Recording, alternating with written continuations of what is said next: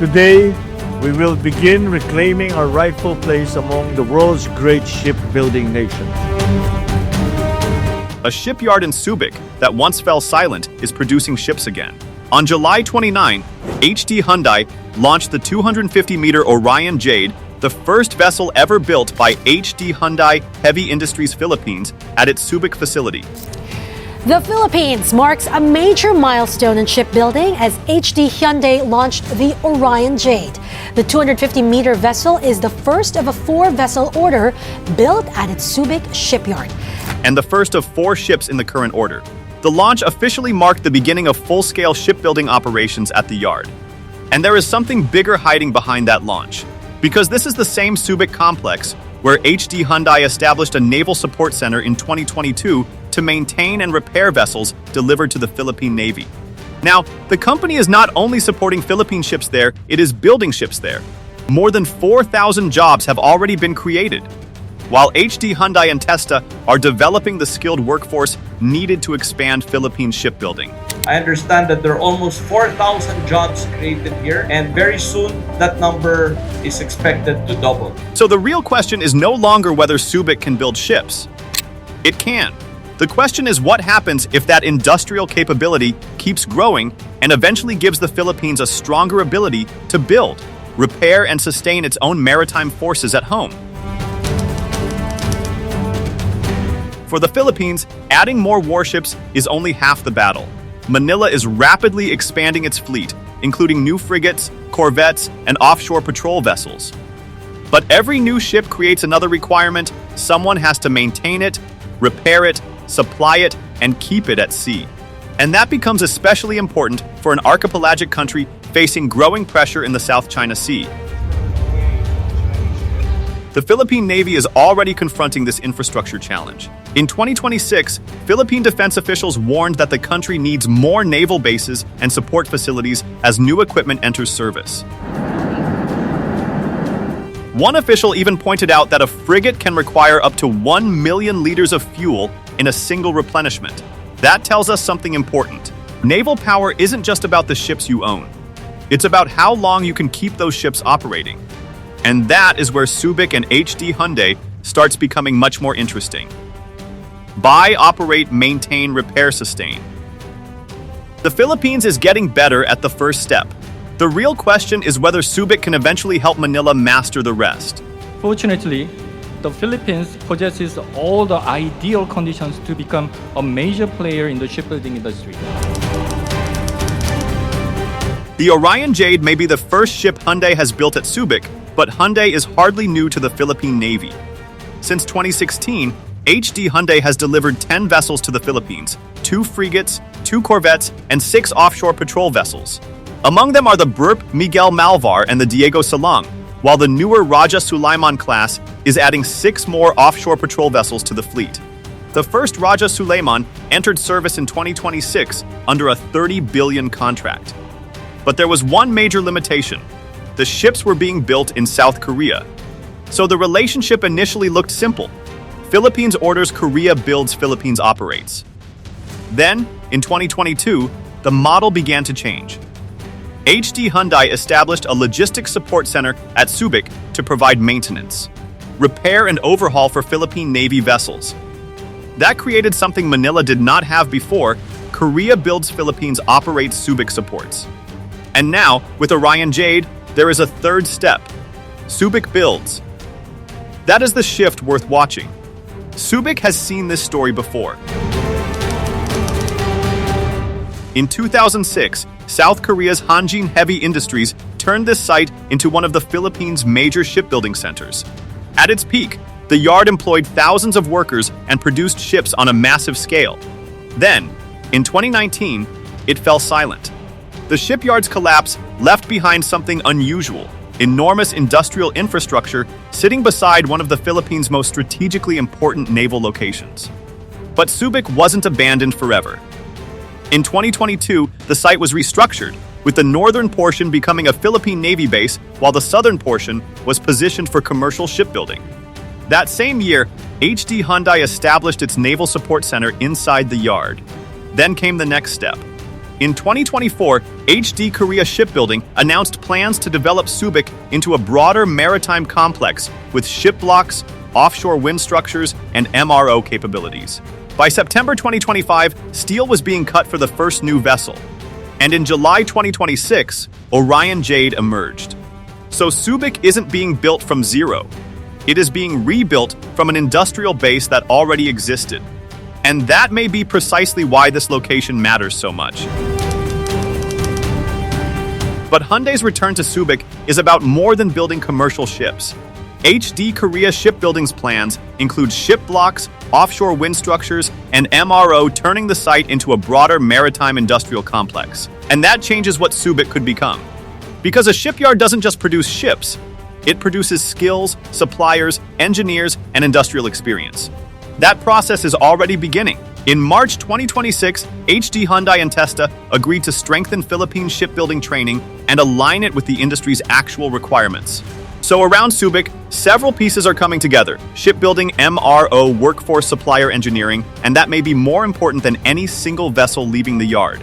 Because once those capabilities begin accumulating locally, the Philippines gains something it cannot simply buy from overseas: industrial knowledge. And that brings us to the bigger question.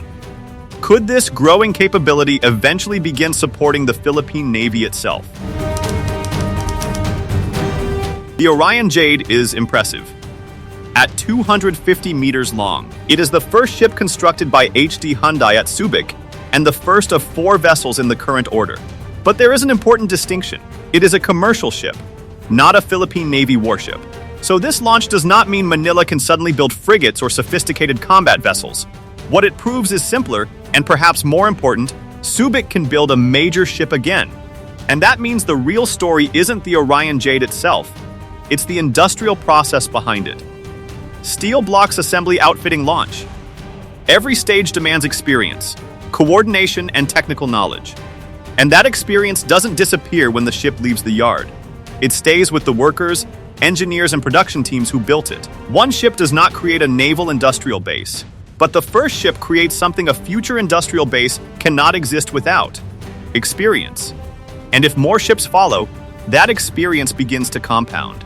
That is why Orion Jade may matter less for what it is, and far more for what it makes possible next. A shipyard can import cranes, it can import machinery, it can even bring in advanced designs and technology. But there is one thing it cannot simply buy and install: a skilled workforce. That is why one of the quieter developments around Subic may ultimately be one of the most important. In March 2026, HD Hyundai and the Philippines Technical Education and Skills Development Authority, or TESTA, signed an agreement to improve the country's shipbuilding training programs. The focus is on reviewing and upgrading curricula around the skills actually required by the industry. And this is not just classroom training. TESTA says the partnership is intended to create a pipeline of workers whose skills match Hyundai's industrial requirements in Subic. That matters because shipbuilding is learned by doing. A Filipino welder who works on one vessel gains experience. An engineer learns the production process. A technician becomes familiar with the machinery. Then the next ship is built with a workforce that is slightly more experienced than the one before it. And that is how industrial capability grows, one skilled worker at a time, one ship at a time. HD Hyundai has already created almost 4,000 jobs at Subic, with Philippine officials expecting that number to eventually double. So the most important thing leaving the shipyard may not always be the ship. It may be the knowledge that stays behind. And if that knowledge keeps accumulating, Subic could eventually become something far more strategically valuable than a place where foreign ships are built. It could become a place where Philippine maritime capability is built. Now we reach the bigger question. Could Subic eventually support the Philippine Navy itself? Some of the building blocks are already there: Philippine Navy infrastructure, HD Hyundai's MRO operation, commercial shipbuilding, plans for ship block production, and a growing Filipino workforce. But this is where we need to separate what exists from what could come next. A possible pathway looks like MRO repair components, ship blocks, commercial ships support vessels. That does not mean the Philippines is preparing to build frigates at Subic. In fact, The more realistic next step would likely be simpler logistics or support vessels, while more complex combatants continue to be built in South Korea. That could create a different kind of model. Korea provides advanced shipbuilding expertise. The Philippines develops more capacity at home, and Subic becomes the bridge between them. Because the real strategic breakthrough wouldn't be building everything domestically. It would be reaching the point where Manila can build, repair and sustain more of its maritime power without sending everything overseas. And Orion Jade doesn't prove that the Philippines has a naval shipbuilding industry. It shows that the industrial foundation needed to build one may finally be coming back. A bigger fleet only matters if those ships can stay operational. A Philippine warship waiting months for major repairs overseas is a warship that cannot patrol Philippine waters. That is why Subic matters. As the Philippine fleet expands, more local MRO, engineering and shipbuilding capability could allow Manila to keep more maintenance work at home, develop its own technical expertise, and reduce some dependence on foreign shipyards. And the pressure is already visible.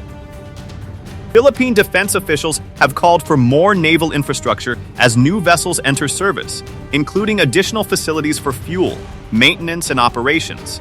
But this is not about becoming completely independent. It's about having more options. Because in the South China Sea, where sustained maritime presence matters, the question isn't simply how many ships does the Philippines have? It's how many can it keep at sea? And that is where industrial resilience becomes strategic power. A country that can keep its fleet operating for longer has more freedom to respond when the pressure rises. But this isn't a one-way deal. For the Philippines, Subic means jobs, skills, MRO capability, and growing shipbuilding experience. For HD Hyundai, it provides something equally valuable: additional production capacity and a strategic foothold in Southeast Asia. The company can expand its operations closer to regional maritime markets while building a workforce and industrial network outside South Korea. And the relationship is already moving beyond simple ship construction with plans involving MRO, ship blocks, and offshore wind structures. So this isn't simply Korea helping Manila. It's a partnership where both sides gain something they need. And if that partnership continues to expand, Subic could become more than a shipyard. It could become an important maritime industrial node connecting South Korean expertise with Philippine capacity and the wider Southeast Asian market. But this isn't simply South Korea helping the Philippines. HD Hyundai gets something too. Subic gives the company additional production capacity, a lower cost operating base, and a strategic foothold in Southeast Asia. And its plans go beyond commercial ships, extending into MRO, ship blocks, and offshore wind structures. For Manila, the gains are different: jobs, skills, industrial experience, and greater maritime resilience. So the relationship is becoming more than a buyer and a supplier. South Korea brings the shipbuilding expertise. The Philippines provides the location, workforce, and growing maritime demand. And if that relationship keeps expanding, Subic could become an important link between Korean industrial capability and the wider Southeast Asian maritime market. A commercial shipyard today could become a strategic maritime industrial partnership tomorrow. Now zoom out. Subic is no longer just a place where commercial ships are being built. HD Hyundai's plans already include shipbuilding, ship blocks, MRO and offshore wind structures, alongside an existing Philippine Navy presence and a growing skilled workforce. Put those pieces together, and the picture starts getting bigger. Commercial shipbuilding, naval MRO workforce training, maritime supply chains, and potentially, over time, a facility supporting a wider range of regional maritime activity. But we should be careful. Subic is not yet a regional maritime hub. What we can say is that the ingredients are beginning to appear. And if production, MRO, and workforce development continue to expand, the significance of Subic could reach well beyond a single shipyard. Because the real story isn't simply that ships are returning to Subic. It's that the industrial ecosystem behind those ships may be returning with them. So what should we watch now? The first test is simple. Is Orion Jade the beginning of a production line or just a one-time milestone? First, more ships. The current order covers 4 vessels. If Subic wins additional orders, the story becomes much bigger. Second, scale. HD Hyundai has discussed ambitions of reaching up to 10 ships a year as the yard ramps up. Third, the workforce. More than 4,000 jobs have already been created. If that number keeps rising, so does the industrial experience being built locally. Then watch MRO, ship blocks and local components. If more of the production chain moves into the Philippines, Subic becomes more than an assembly site. And finally, the biggest signal. Does Manila eventually explore locally built naval support or logistics vessels? If that happens, the story enters a completely different phase. Because the question will no longer be whether the Philippines can build a ship. It will be whether the Philippines can build the industrial system needed to keep its growing fleet at sea. The Orion Jade is not a warship, and it doesn't transform the Philippine Navy overnight. But it proves something important. Subic can build major ships again. With HD Hyundai's Naval MRO, a growing Filipino workforce, and expanding maritime infrastructure, the foundations of something bigger are taking shape. The Philippines may not need to build every warship at home. It may simply need the industrial capability to maintain, support, and eventually build more of its maritime power at home. So the question is simple. Is Subic just rebuilding a shipyard or building the foundation of the Philippines' future naval industrial power?